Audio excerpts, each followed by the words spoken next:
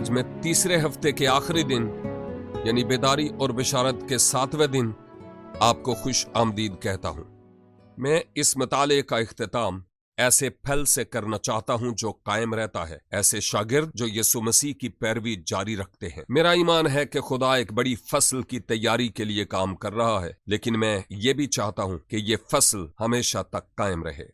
इन videos के बनाने के दौरान इस हफ्ते मुझे मोबल अलोबामा के एक चर्च में कलाम सुनाने का बड़ा ही जबरदस्त तजर्बा हुआ। एक खातून मेरे पास आई जिसकी शादी एक पासबान से हुई थी और आकर कहने लगी कि मैं आपको कुछ दिखाना चाहती हूँ। उसने अपना छोटा सा नया अहदनामा खोला और फिलिपियों 1:20-21 पर मेरे दस्तखत दिखाए और कहा कि 43 साल पहले आपने ये दस्तखत किए थे।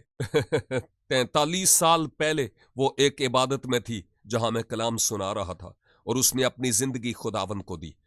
उसने कहा कि उस दिन मैंने अपना आप खुदावंद यीशु मसीह को दिया। ये मेरी जिंदगी में अहम तरीन दिन था और उस वक्त से मैं और मेरा शोहर जो पासवान है खुदावंद की खिदमत करते हैं। और इससे बढ़कर मेरे लिए कोई और खुशी हो नहीं सकती थी कि किसी ऐसे शख्स से मिला जो 43 साल से खुदावंद की पैरवी करता है। और यही तो हम चाहते हैं। हम अक्सर बात करते हैं कि खुदा काम कर रहा है। कभी कभी लोग मुझसे पूछते हैं, सैमी आपकी खिदमत का नतीजा क्या है?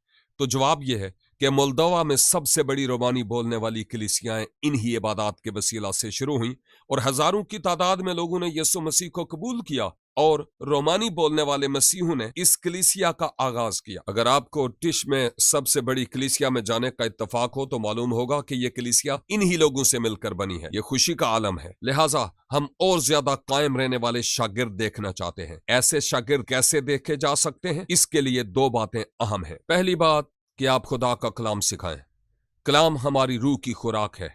अगर कोई जिस्मानी खुराक नहीं खाता तो वो मर जाएगा। आपको खुराक की जरूरत है और खुदा का कलाम यानी पाक नविश्ते हमारी रूह की गिज़ा है। यीशु ने कहा कि इंसान सिर्फ रोटी ही से जीता नहीं रहता बल्कि हर उस बात से जो खुदा के मुंह से निकलती है। तो फिर खुदा के कलाम को दूसरों तक पहुंचाने के लिए हमें क्या करने की जरूरत है? खुदा के कलाम के सिखाने के लिए ऐसे 5 तरीके हैं: सुनने, पढ़ने, गौर खोज करने, ज़बानी याद करने और मुतालिया करने के जरिए ऐसा मुमकिन है।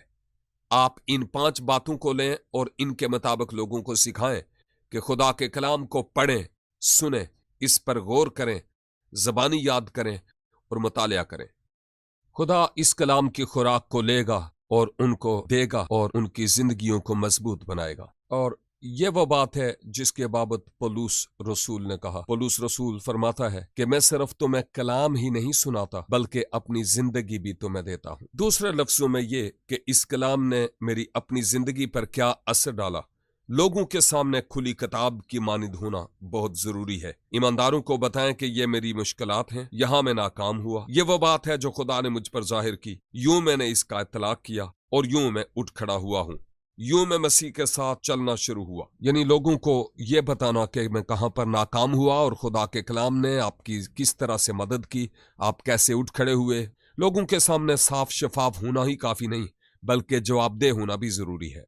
एक बात जो मैंने मसीही जिंदगी में महसूस की ये है कि आप मसीही दौड़ अकेले नहीं दौड़ सकते। मैं दौड़ने वाला शख्स हूं और दौड़ता भी हूं, लेकिन मैं आपको कुछ बताना चाहता हूं। अगर कोई ऐसा शख्स हो जिसको मुझे हिसाब देना है कि कितना दौड़ा हूं तो मैं और ज्यादा बेहतर तौर पर दौड़ता हूं। मैं खुद अच्छा दौड़ता हूं और दौड़ सकता हूं, लेकिन मुझे किसी ऐसे शख्स की जरूरत है जिसके सामने मुझे जवाबदेह होना पड़े ताकि मैं जितना बेहतर दौड़ सकता हूं दौड़ूं। आपको ऐसे लोगों की जरूरत है जो आपकी रफाकत में हों और आप उनको जवाबदेह हों।